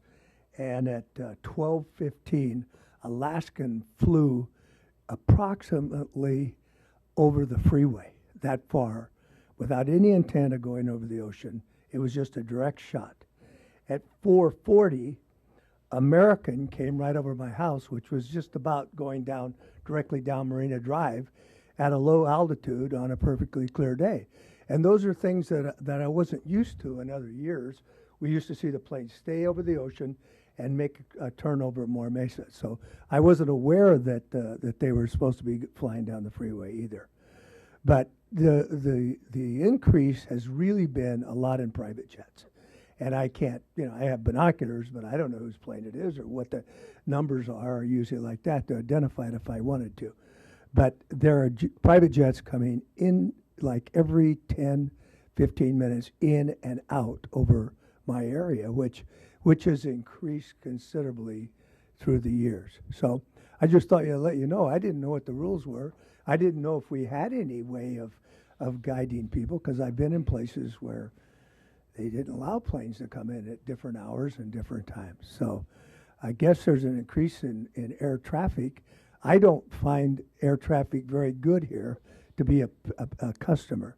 I've used to come to the airport regularly, and when we lost Delta going to Salt Lake, I take the Airbus, which is one of the best companies that I've ever worked with. I consistently ride with the Airbus or have someone drive me to the airport in Los Angeles where I can make connections. So I don't know who's running the airport. A lot of people sound like they're trying hard, but I know different places they've gone out and found consultants that brought flights in that people can fly on. And every once in a while I go to Portland or Seattle on Alaskan. But thanks for the time. I hope we can work something out. Thank you. Your specific comments are very helpful, because I will assure you that it is very much easier to track down the individual pilots and let them know that they're not following procedure if we have the specifics as to what airline, what time, and that way they can correlate it. Because I will tell you from experience, the pilots who fly in here today may have never been here, could have been here every time for the last month, but typically they will maybe be here once a month, once every 6 months. So a lot of times you have somebody who doesn't routinely fly this route. And I'm suspecting those are most of the perpetrators, because the people who fly it a lot know the noise sensitivity really affects their ability to operate here, and they have to be careful or they get transferred to someplace else if they can't demonstrate that they can do the job. Isn't it the case also that generally the the commercial airlines and the private jets are coming in on 725, and so they are not instructed to fly over the freeway. Is that correct? Yep.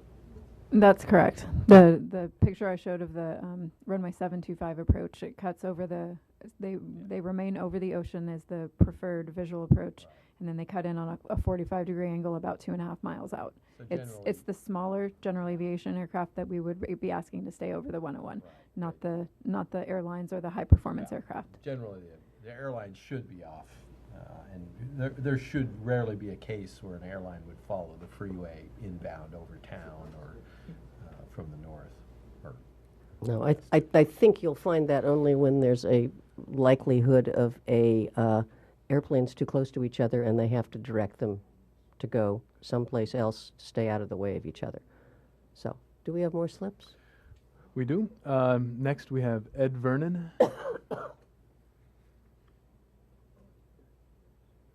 Do we have Ed Vernon? Okay, we can move on. Elizabeth Gables.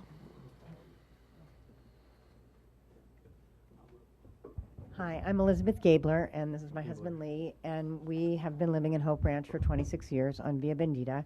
And just to echo some of my neighbors' comments, if I had called the noise abatement line yesterday, it's always usually the Sundays that are the worst with the private jets. They're all inbound, but I can tell you that I would have called every 15 minutes yesterday. It was, as our neighbor said, a perfectly clear day. I saw the Alaska Airlines, which is one of the worst offenders. Alaska flies right over our farm, really low all the time.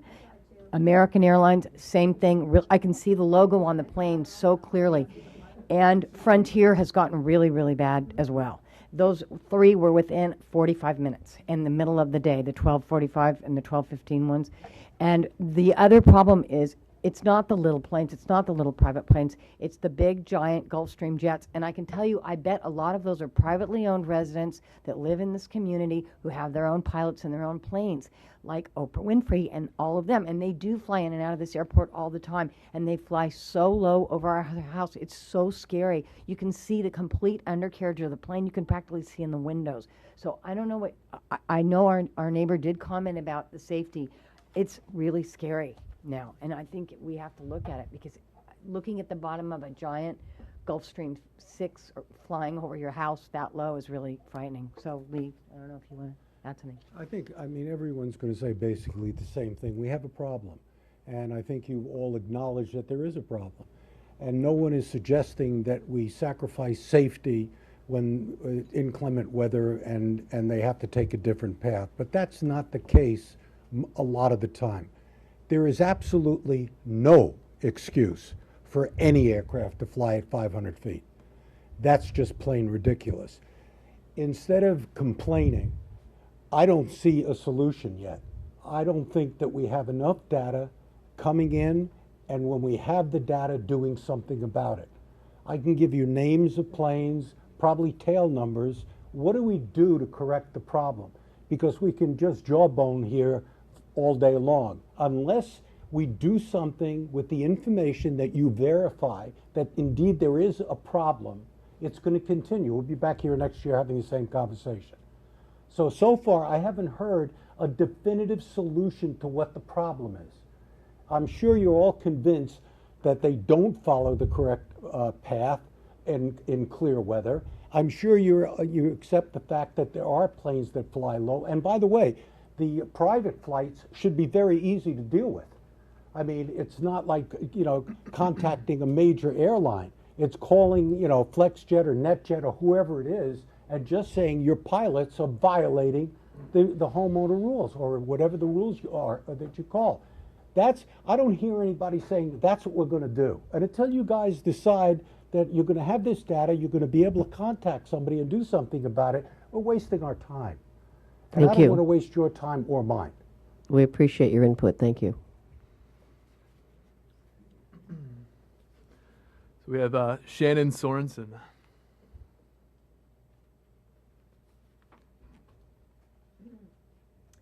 Hi, my name is Shannon Sorensen. I live on Via Esperanza in Hope Ranch. And I think that all of the issues have definitely been brought up tonight as far as that it's a problem.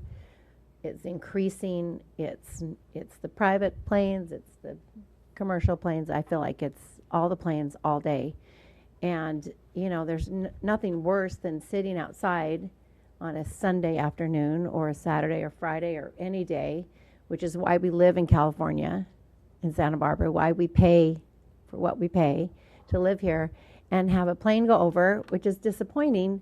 And then when the jet wash comes back over you and you actually hear the, you know, jet wash coming over, you know, it's a problem. So I think you understand that it's a problem. I appreciated, I think you're the commissioner, I don't know, I'm not really savvy and stuff like this, but I appreciated you said on your time you might talk to the tower, and that was the only thing I've heard that is a solution. I think we can complain. She probably recognizes my name. I call, you know, every day and complain. Hi, I'm Shannon. Anyway,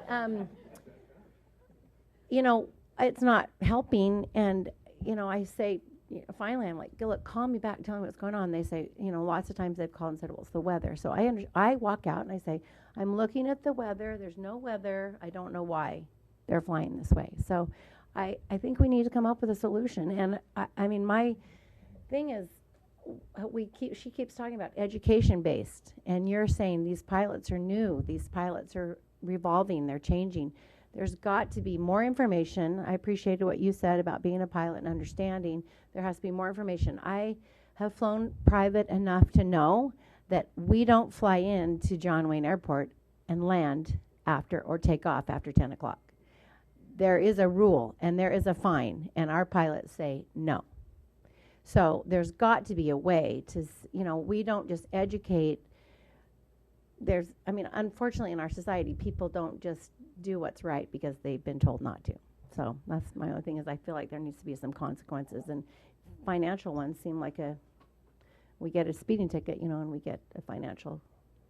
Thank you. Anyway, so We thank you for appreciate your listening, and input. thanks for being here, everybody. It's a problem, but I loved, everyone's so eloquent. I didn't really come prepared, but those are my feelings. Well, I think there are some solutions. There are some other airports that send out letters automatically to people who do, you know, the low flying, and I think that is something that People we don't can. even open their mail, you cer- know, I mean. No, well, when they get it from the FAA, they start Okay, doing good. things. So, Okay, thank you. with that, you know, I think that's something we can consider as a possible solution. Next in the lineup. We have Greg Feet. Good evening, commissioners. Is it appropriate to ask a question, and could we get an answer, or is that not, could that not happen? Mostly it's public comment, but we do need your name and where you're. Okay. My name is Greg Feet. Located. And I'm the general manager at Hope Ranch. And I think everybody knows where Hope Ranch is. It's east of you. So my questions and comments have evolved as people have asked questions and answered them. Kelly, you've been great to the people that have called you. We really appreciate that. You get back to people, and you're very helpful. We have about 750 homes that are east of you, and the complaints for flyovers it looks like your data shows that it's decreased, but I think a lot of that has to do with people just kind of giving up, really. The complaints, we get complaints. There's about 20 categories of different complaints I get as GM. There's easement issues and maintenance issues and you know, beach issues, but I would say seriously the number one complaint that we get in the office has to do with why did that jet just fly so low and what can we do about it? And we tell them what to do, and they reach out to Kelly very often. But it does seem to be getting worse, not better. One comment, I do think Alaska needs to be talked to. We urge the commission to do, I was going to read you 3 or 4 letters that I brought with me just that I got in the last few hours at work. I'm not going to do that because I think you understand the problem. But we do urge the staff and commission to make every effort within their power to assure that flights follow the visual noise abatement approach, and I know that you're trying to do that. I have some questions. Maybe Kelly could get back to me, and I could disseminate that to the Hope Ranch residents. How does a pilot receive, how does a pilot receive noise approach education? That was one of the consequences if they didn't abide by the noise abatement path. So that's one of the questions, Kelly. What does that mean to get education? I'll very quickly just say that pilots receive it with their paperwork for the specific city they're flying into. If the airport has asked that each pilot be given a copy of it, and frequently they will hand it to them at the same time they get the flight plan. Oh, so that education is not a consequence of violating. No, everybody is educated. Oh, okay. And It sounds this like- this may have changed. I mean, I've been retired for a while, but in general, the information is important enough to the airline to provide it directly to each person who is specifically concerned, because everybody else doesn't need to know about it. The guy who's going to Santa Barbara does, and the guy who's departing Santa Barbara does. Because I think this is a feedback problem, communication problem of violators, and it sounds like you have a lot of bureaucracy. I mean, that's a negative word. I don't mean that, of how to process something. So one of my questions is how to better identify aircraft that's not following these procedures. We've been told, I think by Kelly, maybe to try to see the tail identification numbers in the airline. Is that, what can we do to make it faster to find out who the culprits are? I think what you're doing is great from the perspective of what time it was and what you could see of the markings on the airplane, because it's going to be tough. The tail numbers are pretty darn small. Mm-hmm. So I think if you can see it's an airline or if you can see it's a private jet, you know, I think you guys are doing a great job, and I think with that, they can start correlating and getting to the people who need to know about it. And with respect to the private jets, since most of them either go to the two FBOs, some of them are privately hangared here, and the tower knows who they are. So I think having as much identification as we can is helpful. So that particularly since Hope Ranch is not a place anybody should be flying unless the weather's bad and they're doing a straight-out departure. Well, that's another question that maybe you can get back to us, and maybe we can educate our people. You say weather, like it might be helpful to know under what general weather conditions. Overcast. Overcast. Overcast. Can't see the ground from up above. Okay. You can't see up. Is another one wind, maybe? And I don't expect you to There's answer no those. reason to be over Hope Ranch. Okay. Period. Good to know. Good to know. If they are, they're flying the wrong procedure, and they need to be educated that that doesn't go over well here. Oh, I can sit out there with my binoculars. But I think what we're learning is that the interchange is important, and that with some specifics and some dates and some times, submitting a list of those to each of the airlines, to their chief pilots, and saying, hey, you need to talk to the pilots who are, flying these flights that they are not complying, and it has to stop. Yeah, I was going to say, clearly there are issues, significant issues. I've noticed in the past, when people are preparing to do an environmental impact report or a traffic assessment, we have, I don't know if they're students or interns or what, sitting in lawn chairs with clickers out there, counting cars with how many occupants and things of that sort. Is it possible to get somebody, an intern or whatever, out there with some, a clipboard and a watch, and figuring out, and maybe the distance measuring equipment to figure out, to really get some hard data on this? I mean, I'm not disputing any of these complaints. I mean, I think it would be really helpful to have some real solid data and not rely on people to have to just call these things in. I mean, a week of somebody sitting out there in a lawn chair counting aircraft and how low they are, I think could be really beneficial. I mean, it seems like That's a great idea. relatively small price to pay. We can get the data. The issue really is, when we have the data, can we do something with it that's going to be effective? If the answer to that is yes, then it's worth getting the data and being very specific. Well, and I think it's kind of a necessity to have that. I mean, if you can demonstrate to Alaska, that 4 out of 5 of your flights are coming in here too low or whatever. I mean, having, there's no substitute for real solid, methodically collected data. And I will be happy, once again, to sit down with any conversations you have with any of the airlines or the chief pilots as to what specifically their pilots are doing and should not be doing and what they can do to avoid it, because there's a lot of mitigating things they can do. And once again, it's education and getting the chief pilots on the side so that when the guy gets called up before the chief pilot, he stops doing it. Right. Well, I'm afraid your input, I think we need a little more specific interchange, but thank you very much for your comment. The air traffic control radar system already know all of this. It's not as easy to get them as you think. Let's move on, please. A question that maybe it's just rhetorical, but if a pilot were to say, I'm not going to abide by this, I don't care what you do, it's my 15th warning, does anything ever happen that's really scary? Is there ever finding? Oh, he usually gets 2 weeks on the beach, which is translated with 2 weeks with no pay. On the beach is called, go sit around, you don't get paid for 2 weeks. But there are consequences like that. Oh, yeah. Okay. There are, willful violators get removed from the route, they get removed from flight duty. There's a lot of good to know. Things that can be done. Yeah. So, Well, good.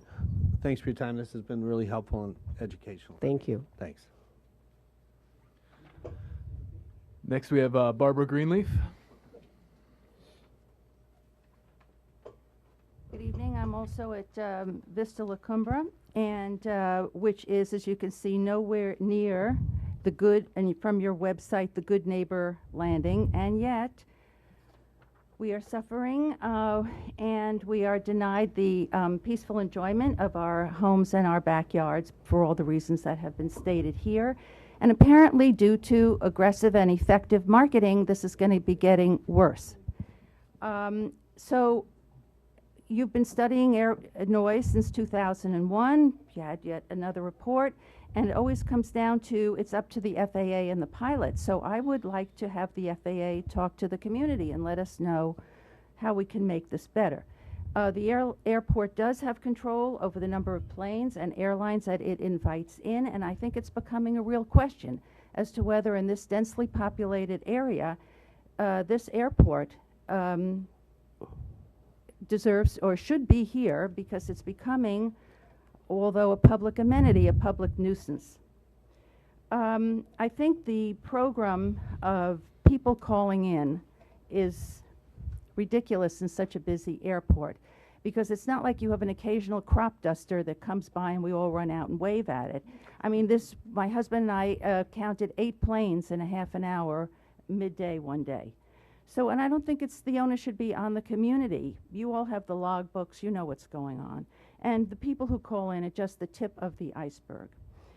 So unless things materially change, our group intends this spring to hold a meeting at the Goleta Community Center, to which each of you personally, the employees, elected officials, and of course the press will be invited. This will give you the opportunity to explain your progress, not your process, in noise abatement. And we look forward to that dialogue, but I would hope that we can get things moving a lot quicker. My phone number is 805-689-4881, and I welcome a phone call from the airport and being on any group that can start a dialogue to make real progress with noise abatement. Thank you. Thank you. Next. So this is the last speaker slip, Ron Fox.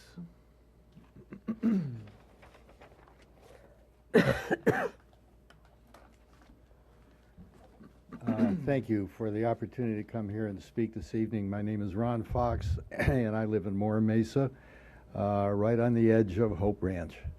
I have probably nothing new to add to what has already been said this evening. All I can tell you is that I love our little airport when I am a passenger. I don't like it very much when I am a resident of a home where the planes continually pass over.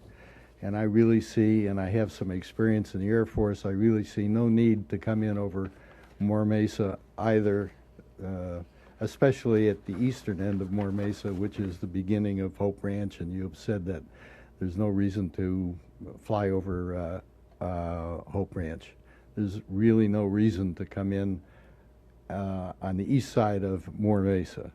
And I see the problem being exacerbated in the future because we want to have more people coming in. You're going to have more planes. You're going to have bigger planes. Bigger planes make more noise. And I think that the problem is going to grow unless you, in fact, attack it as vigorously as you can. Thank you. Thank you.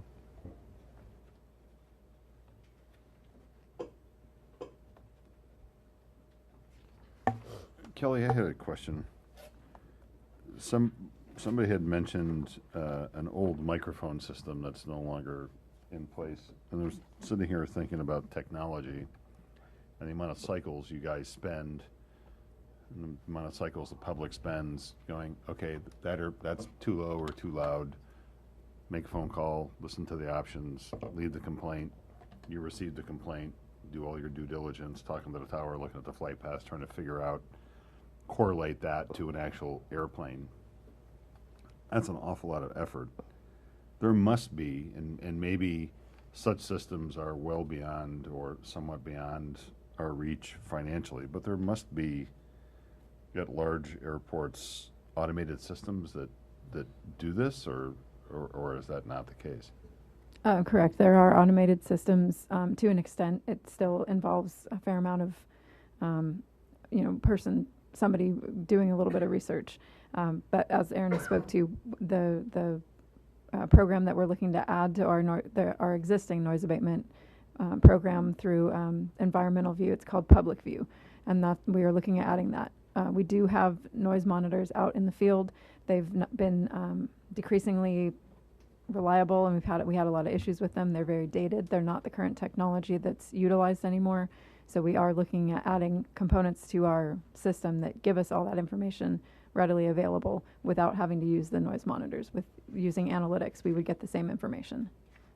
What's considered state-of-the-art in noise monitoring in terms of systems and procedure? Is it equipment in the field that's doing the listening, or is it more online or convenient ways for people who are the spotters to say, at this time, what's considered state-of-the-art? The state-of-the-art is the analytics and a program that has that software and capability and measures that data within the program.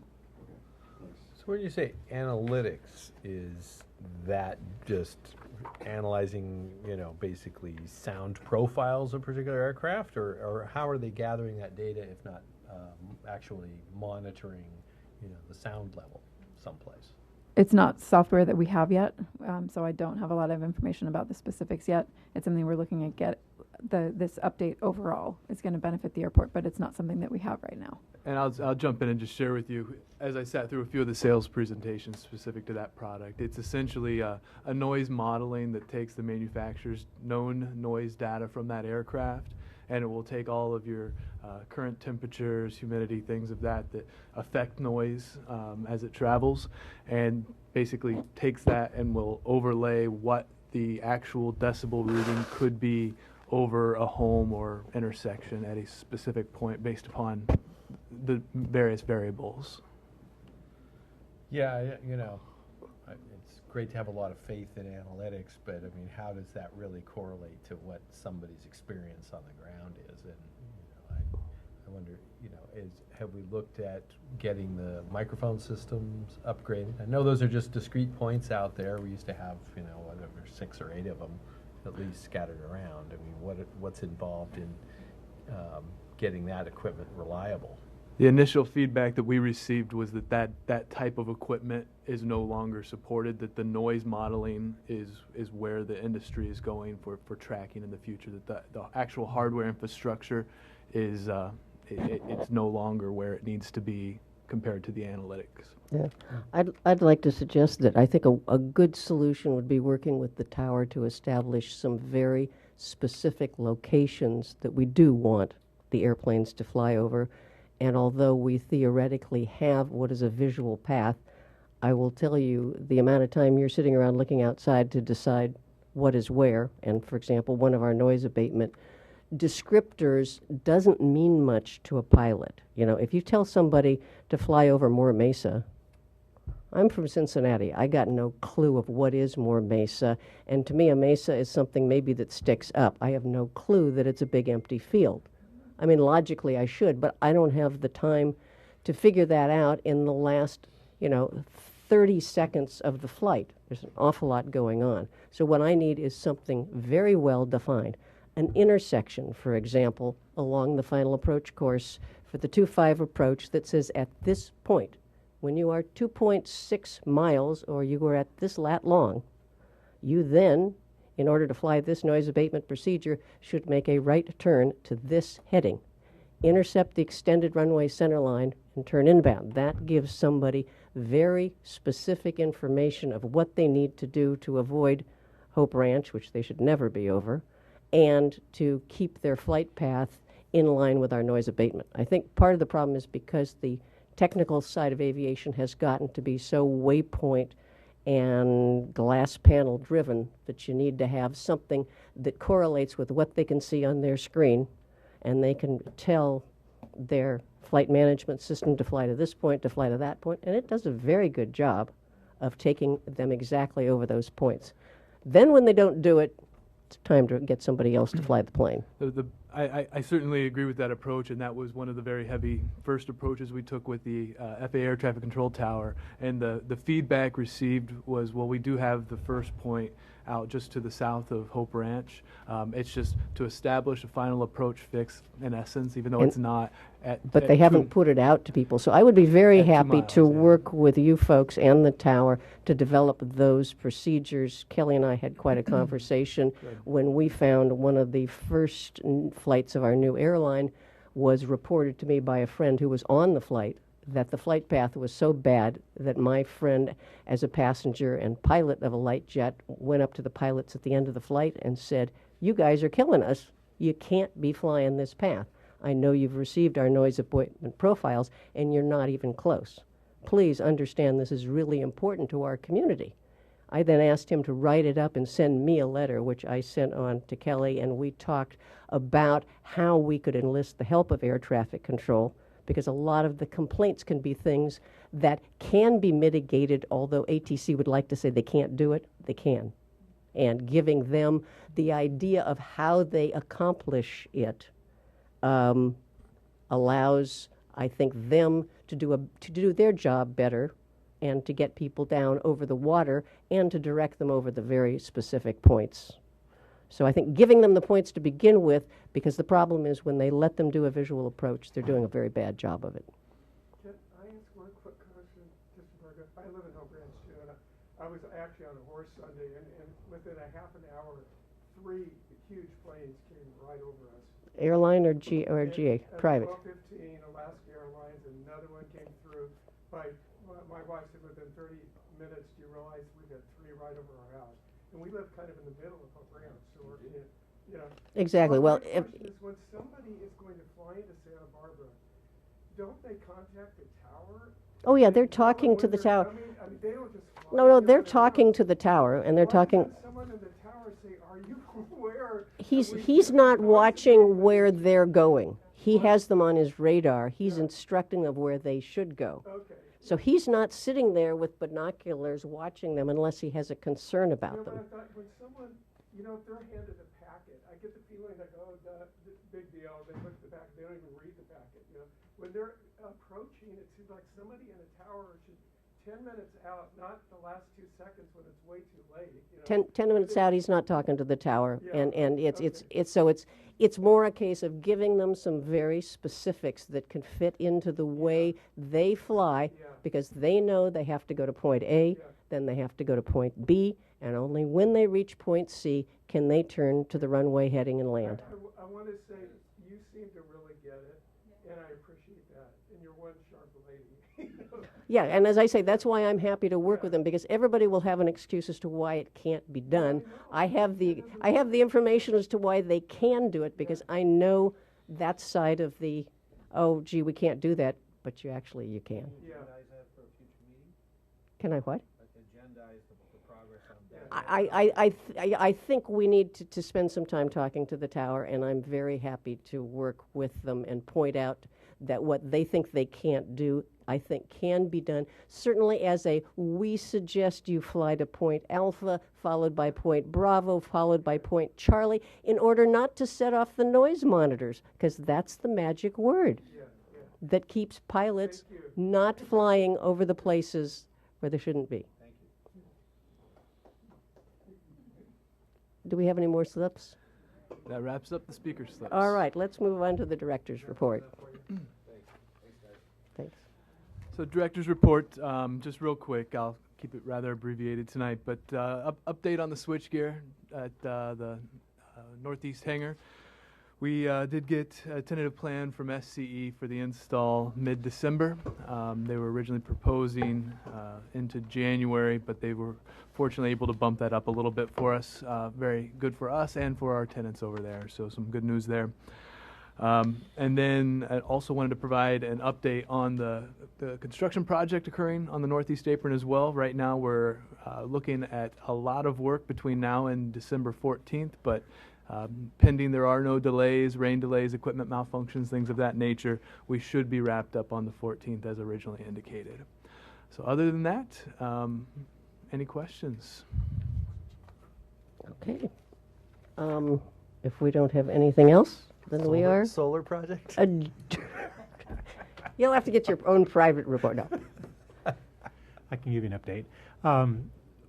In the last commissioner's report, or director's report, we talked about going into negotiations to look at the agreement again.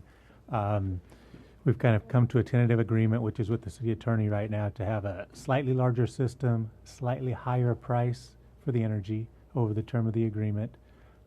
In exchange, we're getting the facility reverting to the airport at no cost at the end of the 20-year agreement. In past versions, current versions of the agreement, it would be up to the airport to either purchase the system at current market price, appraised price at the end of the agreement, or to have the system removed. So we've got that kind of give and take in the negotiation. So city attorney is looking at that, and we're going to see if it's agreeable, and it'll come back to commission and to the city council. So you have the right to get it at no cost. Right, it'd be given back to the airport. What if it's got negative value at that point? We still have the option to get them to remove We it? do still have the option of having them remove the system at the end of the agreement. Okay. Thank you. Great. Anybody else? Well, I think we are adjourned. Thank you all.